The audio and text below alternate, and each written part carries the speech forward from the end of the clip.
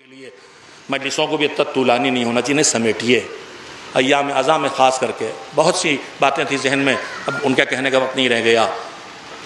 کب کرنا ہے؟ پہلی چیز مجلسوں کو، عزاداری کو اتنا طولانی نہ کیجیے کہ انسان کے تحمل کے لائق نہ رہ جائے۔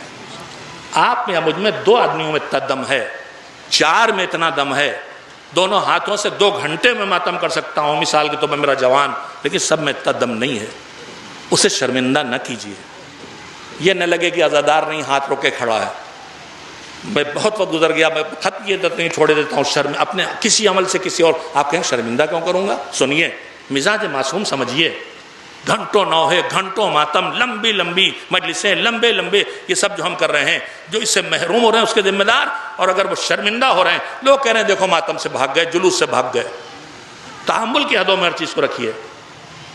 اگر ہمارے بزرگوں میں زیادہ وقت تھا ان کے پاس، کم مشغولیت تھی ان کے پاس، طاقت زیادہ تھی، بدن میں قوت برداشت زیادہ تھی، دھوپ کی، گرمی کی، کھڑے ہونے کی، چلنے کی، اب ہم سب جنگل کے درخت نہیں رہ گئے، گملے کے پھول ہو گئے۔ تو ان گملے کے پھول لڑکوں اور جوانوں کو آپ اتنا زبردستی کریں گے تو یہ زبردستی ان کو بھگا دے گی، بالکل اسی طرح جیسے آپ کسی فٹ بال کو حوض میں ڈبائیں تو ہاتھ سے دبائے رکھیں گے تو جتنی دیر دبائے رکھیں گے رکے گا، اور جیسے ہی ہاتھ ہٹے گا بھگ جائے گا۔ آپ نئی نسل کو عزاداری سے، ان لمبی لمبی عادتوں، ان لمبے لمبے پروگراموں کی وجہ سے، عزاداری سے، نماز سے، عبادت سے، ہر چیز سے دور نہ کر رہے ہو۔ خدا نخواستہ اس کا جائزہ لیجیے۔ اتنا طولانی ہمارے پروگراموں کو نہیں ہونا چاہیے، سمیٹنا چاہیے، تحمل کے اندر لانا چاہیے۔ ایک بات، دوسری بات، بہت اہم باتیں جلدی سے سنا دینا چاہتا تھا مگر میں معذرت کا خواہاں ہوں، واقعاً بات بھی لمبی ہوئی اور باتیں پوری کہہ بھی نہ سکا۔ دوسری بات یہ، ابھی میں سنا رہا تھا دل دکھانا، امام کے ساتھ ایک صاحب حج میں سب جا رہے تھے، قافلہ ساتھ تھا، ایک صاحب حیثیت تھا، بہت بھیڑیں لے کے آیا تھا، اونٹ بھیڑیں روز کاٹ کاٹ کھلا رہا تھا، کتنا اچھا کام تھا۔ جو حاجی ساتھ آئے ہیں ان کو اونٹ اور بھیڑیں کاٹ کاٹ کھلا رہا، جن کو نصیب نہیں، ثواب ہی ثواب ہے نا۔ مگر امام ایک دن بلایا کہ تم یہ جو کر رہے ہو تم نے کبھی سوچا تم دوسروں کو ذلیل کر رہے ہو؟ اس نے کہا مولا یہ نہ کرو۔ کیوں مولا؟ میں تو نیکی کے لیے کر رہا ہوں، لوگوں کو کھلا رہا ہوں۔ سنیں دین کتنا حساس ہے، اور ہم کو کتنا حساس ہونا چاہیے جو ہم شیعہ ہیں، جو ہم ان کے چاہنے والے ہیں۔ کہ تم نے کبھی سوچا تم روز بھیڑیں بکریاں کاٹ کاٹ کھلا رہے ہو؟ کہ مولا خوشی کے لیے ان کی۔ کہ یہ بھی سوچو اگر ان میں سے جتنے ہیں ان میں تمہارے جیسے صاحب حیثیت نہیں ہیں، تمہیں کھلاتے دیکھ کے ان کا کلیجہ محسوستا ہے کہ میں نہیں کر پا رہا ہوں، ان کو جو یہ دل کو اذیت پہنچ رہی ہے اس سے بچانے کے لیے یہ نہ کرو۔ اللہ کرے کہ آپ تک بات پہنچی ہو۔ میں بہت زبردست تبرک بانٹ سکتا ہوں مگر میرا غریب پڑوسی نہیں حیثیت رکھتا۔ اب میں نے اپنی طاقت سے زیادہ پیسہ لگا کے تبرک بانٹ ڈالا، اس کا دل محسوس رہا ہے کہ میں نہیں کر پا رہا ہوں۔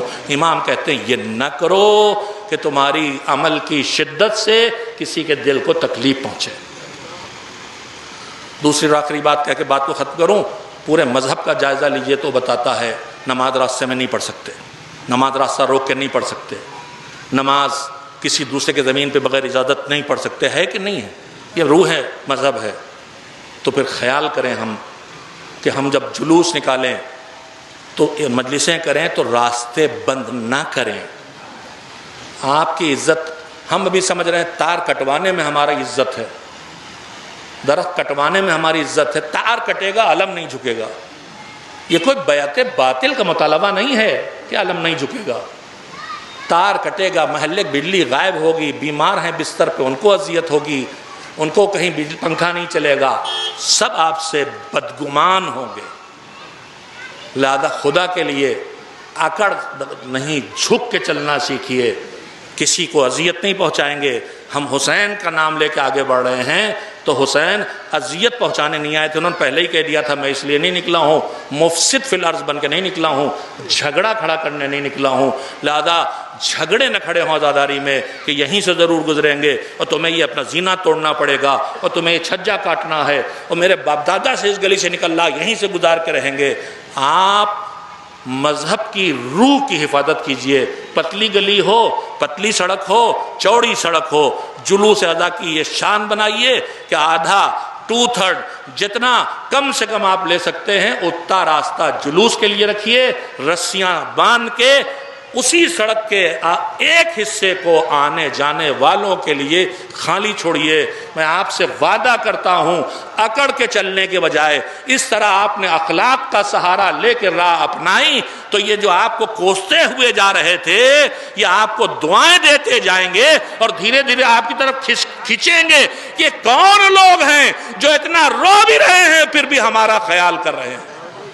کربلا کا پیغام دینا ہے تو طاقت کے مظاہرے سے نہیں ہوگا، کربلا کا پیغام دینا ہے تو اخلاق کے مظاہرے سے ہوگا۔ کربلا دین پہنچانے آئی تھی، کربلا غرور کا اظہار کرنے نہیں آئی تھی۔ امام نکلے تھے، کہتے ہوئے نکلے تھے لم اخرج اشرم ولا بطرا ولا ظالم ولا مفسدہ، نہ کسی کا حق چھیننے، نہ کسی کا حق کچلنے، نہ کسی کو ستانے، نہ کوئی جھگڑا کھڑا کرنے، نہ کوئی فتنہ کھڑا کرنے۔ تو پھر ہمارے ایام اعدام میں جھگڑے نہ ہوں، ہمارے ایام اعدام میں پولیس کو نہ آنا پڑے، ہمارا پولیس تھانہ مطمئن ہو یہ حسین والے ہیں، یہ ایسے رہیں گے کہ ہمیں ایک سپاہی بھیجنے کی ضرورت نہیں ہے، وہاں خود کو پھر سے پہنچا دیجئے جہاں ہمارے بزرگ تھے۔ سکون، ماحول، امن، انصاف، عدالت، یہی ہدف تھا کربلا کا۔ میں آپ کو